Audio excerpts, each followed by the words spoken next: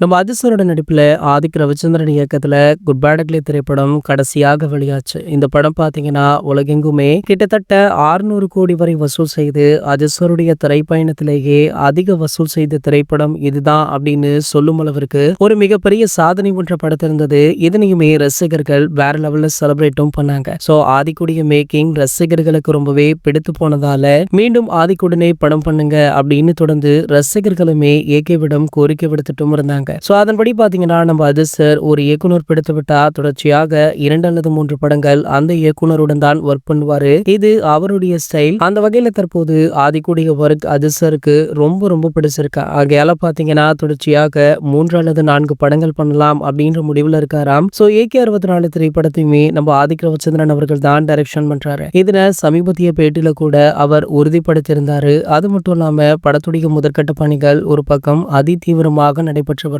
இந்த நிலையில தற்போது இந்த படத்துடைய கதை பற்றி முக்கியமான தகவல் ஒன்று வெளியாகி வைரலுமே ஆகிட்டு. குட் பேட் அக்லி திரைப்படம் போல இந்த திரைப்படம் மாஸ் ஆக்ஷன் படமாக இருக்குமா அப்படின்னு எதிர்பார்த்த ரசிகர்களுக்கு டபுள் ட்ரீட் கொடுக்கிற காரணம் பாதிக்கவர்கள். அதாவது மாஸ் ஆக்ஷன் படமாகவும் படம் முழுக்கவே நிறைய ட்விஸ்டுகளுமே இருக்குமா. மேலும் ஒரு ஸ்பெஷலான விஷயம் என்ன அப்படின்னு கேட்டீங்கன்னா நம்ம அஜித் சார் டூவல் ரோல் பண்றார் அப்படின்ற தகவல் தற்போது வெளியாகி வைரலுமே ஆகிட்டு. ஆகையால படத்தின் மீதான எதிர்பார்ப்பு தற்போதே பல மடங்கு உயர்ந்திருக்கு. இது போன்ற சினிமா செய்திகளை பற்றி நீங்க உடனே தெரிஞ்சுக்க நம்மளுடைய சேனலை மறக்காம சப்ஸ்கிரைப் பண்ணிக்கோங்க.